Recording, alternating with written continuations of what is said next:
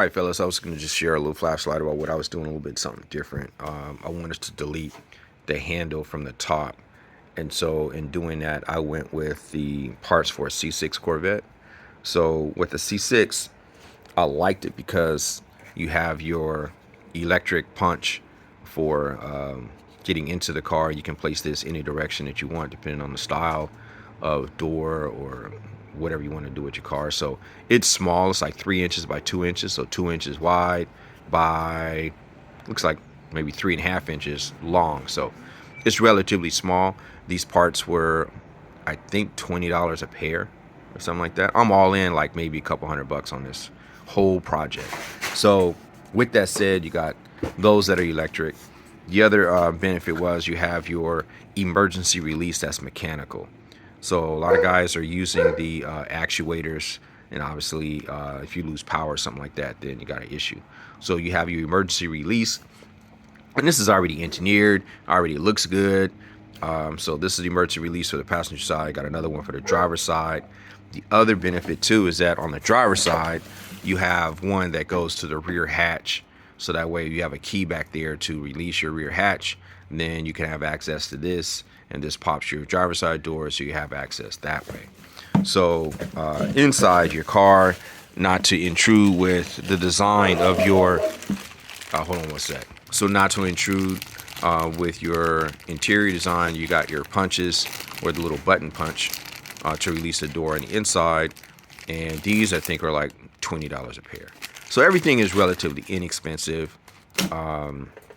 With that said, I'll show you how it works real quick. I can top your time. So emergency release, I don't have everything obviously wired up, but the door is already lined up.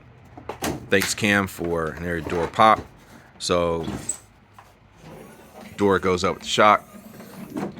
Thanks Cam for the flashlights as to how to put the shock in. I had to do it a couple of times, obviously, with the screws going in. But this is a shock from Amazon, $20, I think, for the pair. I have my aluminum inserts in there. They were all covering the entire surface inside the door. I realized I had to cut it and create a cavity so the shock does, in fact, move from left to right. I will create a template so that way I can make that again and, you know, do it all nice and pretty or whatever. But I do have nice support, as you see, with the door went up nice and smooth. That aluminum actually is kind of thick. I had some really thin pieces in there, so those are nice and thick.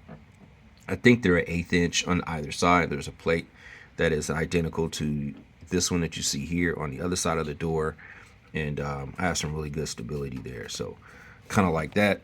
So this is the other component for the C6. So the catch is on the door, and the latch is obviously on the chassis of the door, or the chassis itself. So it is not a regular pin that sticks out. It's kind of a hook, if you will. So I was able to get this right the first time. So I measured this out, and then I had matched it up with the door. So this is what it looks like in the door. So to give you an idea, the actual door part calls for it to be, 90 degrees, and it cannot be 90 degrees because we're a gold wing application. So if you can kind of see there, it's cocked at like, I don't know, maybe 4 o'clock or something like that. So that way it receives the door coming in at an angle. So I originally had it at 90 degrees, or what it called for, so that way I can figure out my variation, and then you can see where I move the screw about an 1/8 inch or something like that over, so that way when the door comes down, it slides in there and works like it's supposed to. So door comes down, and I don't know if you heard of it, it locks in place, and we are nice and solid. So that's how my application works.